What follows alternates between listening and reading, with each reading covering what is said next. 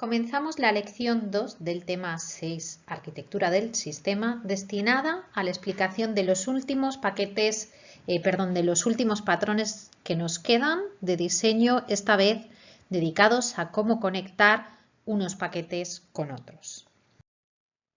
Los tres patrones que vamos a ver son el patrón fachada, el patrón separación modelo vista y el patrón publicar-suscribir. Y hablaremos y veremos ejemplos de cada uno de ellos. El primero de los tres patrones es el patrón fachada. Lo que nos dice es qué hacer para tener un interfaz unificado de acceso a los servicios que proporciona un paquete o subsistema. La solución que nos plantea es definir una única clase que unifique la interfaz y asignarle responsabilidad de colaboración con el sistema.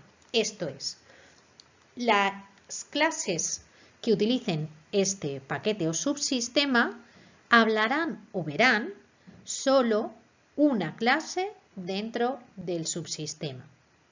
Esa clase será la encargada de comunicarse con el resto de las clases en el paquete para resolver las peticiones que sea necesario. Por ejemplo, si tenemos un paquete para acceder a bases de datos, definiremos una clase de acceso a ese subsistema que nos permita trabajar con bases de datos. En realidad, este patrón es muy similar al patrón controlador, ¿de acuerdo? Él nos hace de interfaz entre las clases del modelo y las clases de la vista. Lo único que hacemos en este caso es, como tenemos paquetes muy específicos, definimos una sola clase para acceder a todo ese paquete. El siguiente patrón que tenemos es el patrón separación modelo vista. Lo que nos dice es que cuando queremos independizar los objetos del dominio de los aspectos visuales, es decir, de la vista o del GUI, lo que es muy deseable para poder reutilizar los objetos del dominio independientemente de la vista que tengamos, y también es muy deseable para minimizar el impacto sobre los objetos del dominio de cambios en el interfaz, lo que debemos hacer es definir los objetos del dominio sin visibilidad directa de las clases de la interfaz. Si os suena, este patrón Gov es la misma idea del patrón controlador Grasp, pero en este caso teniendo en cuenta los paquetes, es decir, que la vista va a estar en un paquete y el modelo va a estar en otro paquete o capa. De este modo, los objetos del dominio no deben conocer directamente los objetos de la vista. Es decir, no podré tener dentro de mi modelo nada para acceder y conocer las clases de la vista. Pues el dominio encapsula la información y el comportamiento relacionado con la lógica de la aplicación y no tiene nada que ver en cómo se presenta esa información a quien utiliza la aplicación. Son las clases de la interfaz, las ventanas, las responsables de estas tareas, recogiendo información de entrada y mostrando información de salida a quien usa la aplicación, capturando los eventos, pero sin ningún tipo de funcionalidad. Es decir, los interfaces gráficos son elementos que ayudan a recoger información y a visualizar información, pero nunca trabajan con esa información, nunca resuelven funcionalidades de la aplicación. Son clases, por decirlo de algún modo, tontas, porque no pueden tener responsabilidades asignadas. ¿Y por qué? Pues porque si tuvieran responsabilidades asignadas y quisiéramos cambiar la interfaz, todo lo que hubiéramos programado dentro de la interfaz se perdería Y como no queremos que esto pase, es muy importante separar el modelo de la vista. Como decía, esta conexión entre quien utiliza la aplicación y nuestra lógica del sistema se hace a través de las interfaces de usuario, que no deben de tener responsabilidades. Simplemente hacen de enlace entre un elemento y otro. ¿Qué conseguimos con este patrón? Pues lo que tenemos es clases más cohesionadas, pues separamos las responsabilidades de visualización de los resultados de la lógica de la aplicación, de lo que debe hacer internamente nuestro sistema. Además, esto nos permite separar el desarrollo de las clases de la vista y del dominio. Como comentábamos en otras ocasiones, tener equipos de desarrollo diferentes para la vista y otro para el modelo.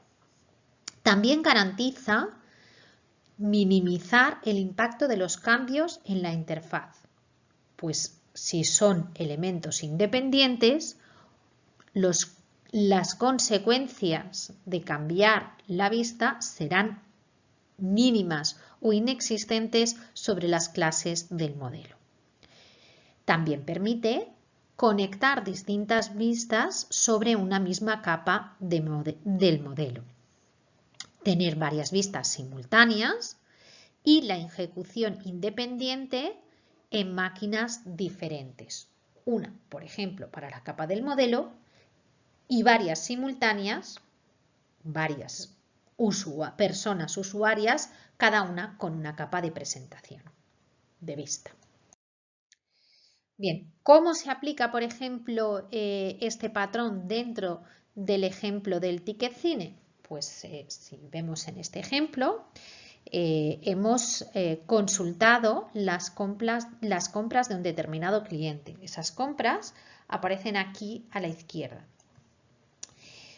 En el momento en que se ha seleccionado la primera de las compras, ha aparecido toda la información que tenemos de la compra realizada.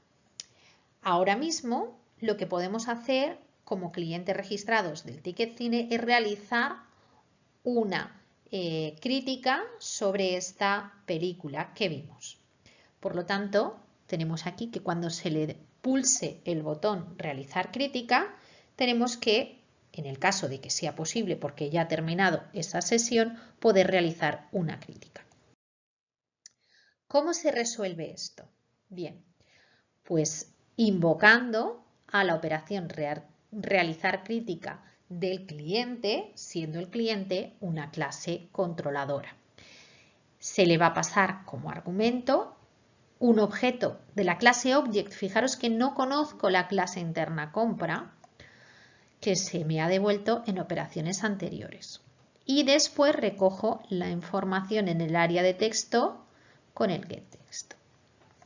A continuación, podemos ver en el DIOS de esta operación realizar crítica cuál será su funcionamiento. ¿Veis? Aquí tenemos la compra que pasan como parámetro y el comentario.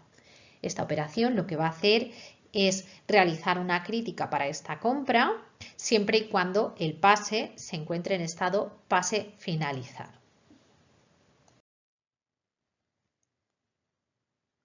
Separar el modelo de la vista implica no solo que la vista no puede trabajar directamente con el modelo, sino que debe hacerlo a través de las clases controladoras, sino que el modelo no puede conocer directamente las clases de la vista. Pero, ¿qué ocurre si esto se nos hace necesario? Por ejemplo, en las aplicaciones de sensorización, donde tenemos que detectar y visualizar el estado o los valores de determinados sensores, o por ejemplo, en las aplicaciones de realidad virtual o en cualquier videojuego, se tiene que actualizar el estado de lo que nosotros estamos viendo, independientemente de que haya alguien utilizando la aplicación que le dé o interaccione de algún modo. ¿Cómo hacemos para no violar este principio de separación modelo-vista? Pues lo que debemos hacer es recurrir a una visibilidad indirecta del interfaz. ¿Y cómo se hace esto? Pues con el patrón publicar, suscribir. Este patrón lo que nos permite es definir cómo visualizar cambios en el estado de los objetos del dominio sin que se tengan que conocer las clases de la capa de presentación, es decir, sin conocimiento directo de las clases del GUI. ¿Y cómo lo hacemos? Bueno, pues tenemos que definir un sistema de notificación de eventos, de tal manera que los cambios se publican y se notifican a aquellos objetos de la capa de presentación, es decir, a aquellas clases del GUI que están interesadas en visualizar esa información, es decir, que se suscriben a esos cambios de información. Para eso necesitamos definir una clase gestora de eventos que, por un lado, recibe las señales publicadas y la reenvía a todas aquellas clases, a todos aquellos objetos que estén suscritos a esas señales. Vamos a ver cómo. Primero vamos a ver el ejemplo de la mediateca, que es el que empleamos en el laboratorio. Tenemos el caso de uso notificar cambios, que necesita enviar un mensaje al GUI. ¿Qué es lo que vamos a hacer? Tenemos que publicar un evento. Si miráis aquí tenemos la clase gestor de eventos, que es la que hemos dicho que se va a encargar de llevar los eventos a la interfaz que esté interesado. ¿De acuerdo?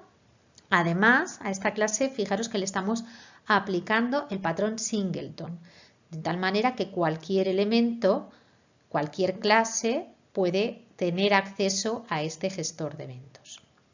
Bien, el gestor de la mediateca, cuando quiere notificar los cambios al interfaz gráfico, lo que hace es obtener una instancia de este gestor de eventos y utilizar el método publicar, indicando cuál es el tipo de evento que se ha producido y un mensaje, aquí el tipo de evento, y un mensaje adicional que queremos enviar. En este caso, que se ha guardado los datos con una determinada fecha.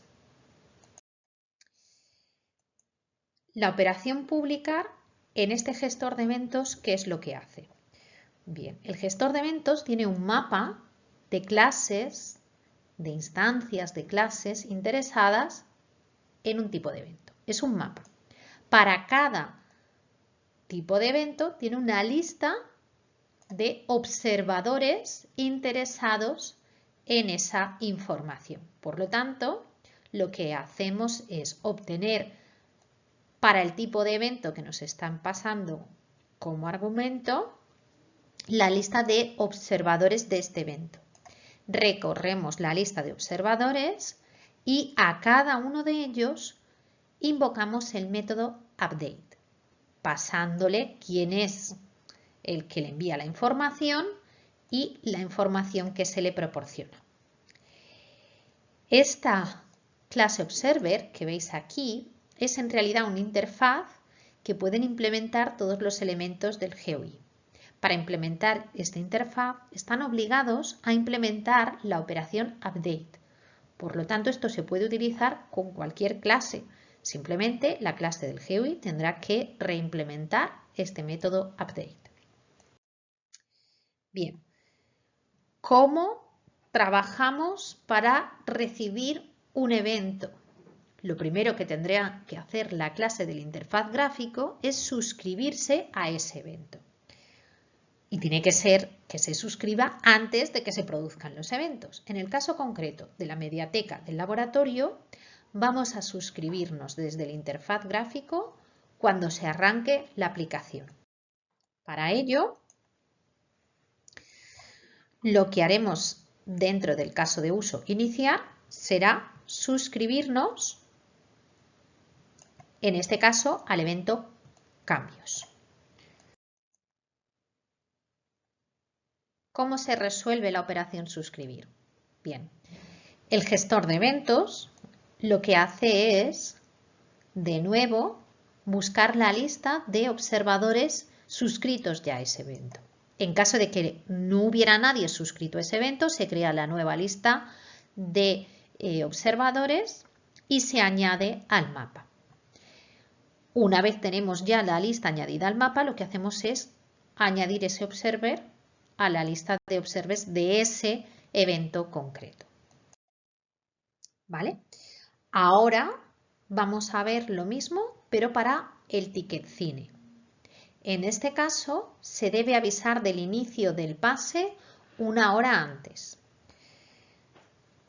Esa operación, avisar de inicio, está definida dentro del pase programado, porque en el resto de estados no tiene sentido. ¿De acuerdo? Si vemos aquí, lo que hace el estado del pase es, de nuevo, utilizar el gestor de eventos para publicar, en este caso, un evento que es que se ha realizado una compra y quien ha realizado la compra debe ser avisado una hora antes del inicio de la sesión. Para avisar del inicio de la sesión, de nuevo el gestor de eventos lo que hace es publicar ese evento. Y este publicar es exactamente el mismo que hemos visto para la mediateca, porque sigue el mismo patrón y por lo tanto su diseño y su implementación es exactamente el mismo. Cuando el socio se suscribe al evento, pues lo hace cuando realiza la compra. De esta manera, cuando yo tengo un cliente que realiza una compra, ese cliente tiene que ser notificado, por lo tanto, tiene que suscribirse. Para ello, en la operación confirmar compra, le vamos a pasar el observer. ¿De acuerdo? Fijaros que eso no implica que yo tenga que conocer ninguna clase del GUI, ¿vale? Porque simplemente es una clase que implementa esta interfaz. Así, lo que hará el cliente cuando se realice la compra es suscribirse al evento compra. Y este suscribir vuelve a ser exactamente igual que el que teníamos en la mediateca. Bien, para poder terminar con la implementación y el desarrollo de estos eventos es necesario conocer unos elementos adicionales porque en el caso de estos eventos se producen relacionados con el tiempo. ¿Cómo trabajamos con el tiempo cuando estamos programando en Java? Bien, pues necesitamos dos clases, la clase timer y la clase timerTask. Aquí en este enlace tenéis información adicional en el material de la tarea del laboratorio, el entregable 11, en la implementación del segundo ciclo de desarrollo. Bien, estas dos clases se encargan. La primera, la clase timer, dijéramos que es el despertador, ¿vale? Es la que programa una alarma para que suene a una determinada hora y eso lo hace con el método schedule. La segunda, la clase timerTask, es la que define aquello que se va a realizar cuando suene el despertador y lo hace en el método run. ¿Cómo funciona esto?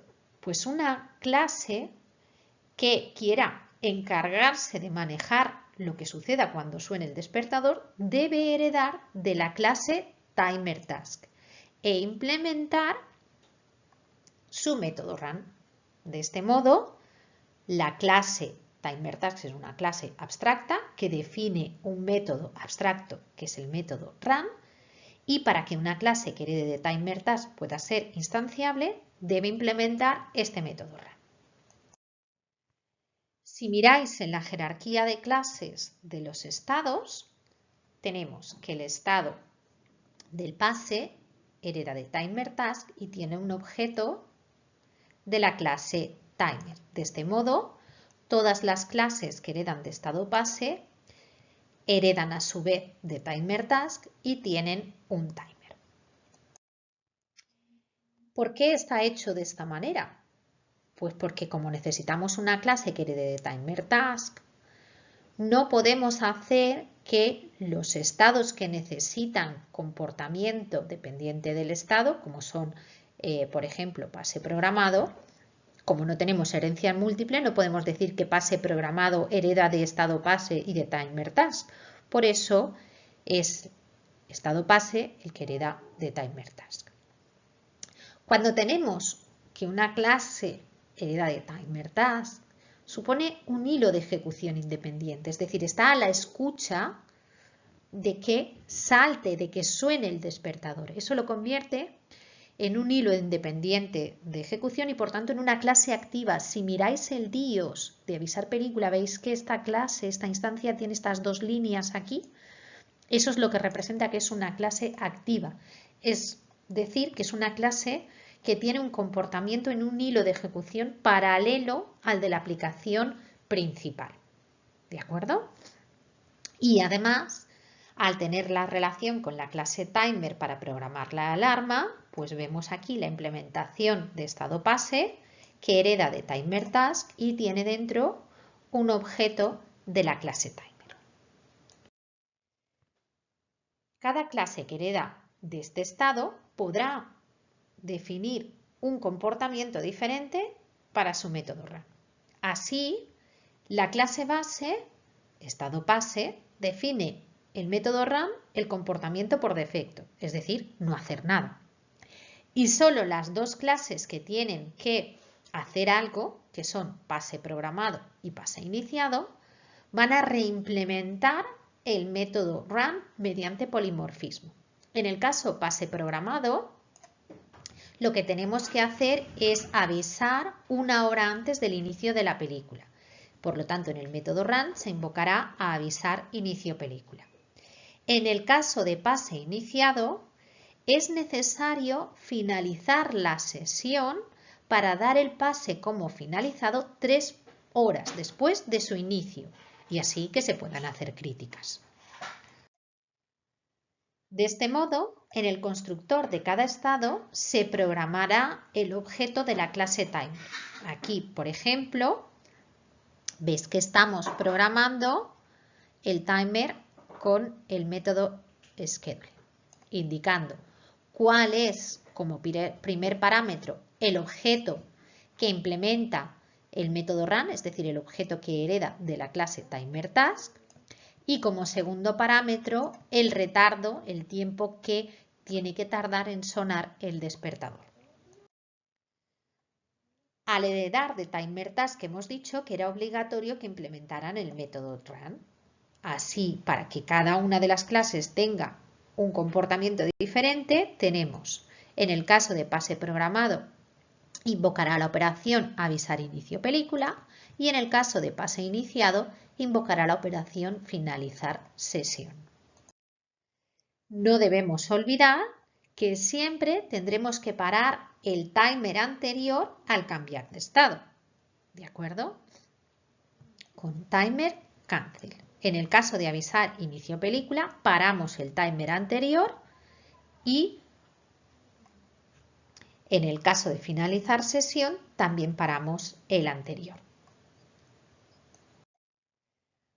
Para, pues, avisar del inicio de la sesión, del inicio de la película, en pase programado lo que hacemos es utilizar el gestor de eventos para publicar el evento que hace falta una hora antes del inicio de la película.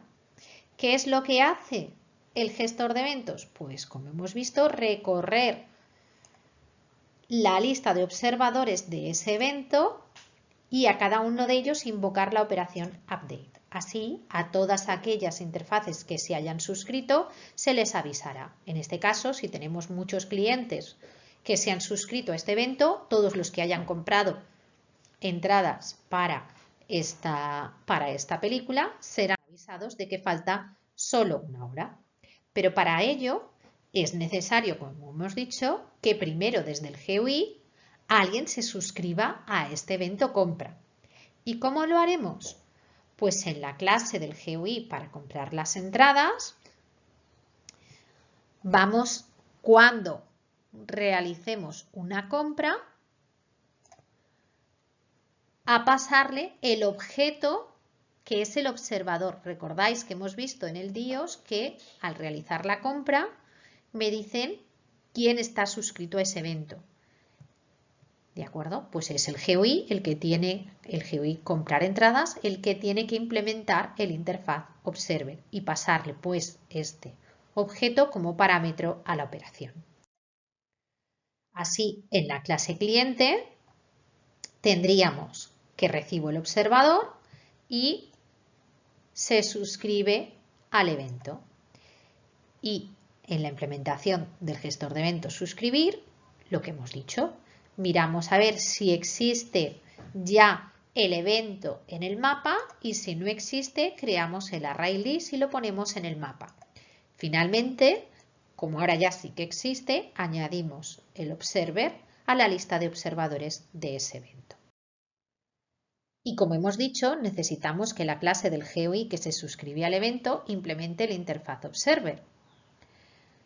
¿Cómo hacemos? Pues fijaros, para implementar este interfaz tenemos que indicar aquí que la clase del GUI implementa el interfaz observer y además estamos obligados a implementar el método update. Pues aquí tenemos la implementación del método update del GUI para comprar las ventanas. ¿Qué es lo que hace? Simplemente sacar un mensaje de diálogo indicando que falta una hora para que comience la película, que nos han devuelto en los detalles. ¿Veis? Aquí este segundo objeto que me devuelven son los detalles del pase y aquí tengo pues el nombre de la película, del cine, de la sala y la hora prevista. De ese modo puedo sacar un aviso en el momento en que se actualiza, en el que se invoca el update, indicando en este caso que falta una hora para que comience la película. Bien, pues hasta aquí el tema y hasta aquí todos los patrones que hemos visto en la asignatura, quedando a modo de resumen este cuadro donde hemos visto en la parte de arriba todos los patrones del tema 4 y en esta parte inferior todos los patrones que hemos visto en este tema 6. Hasta la próxima.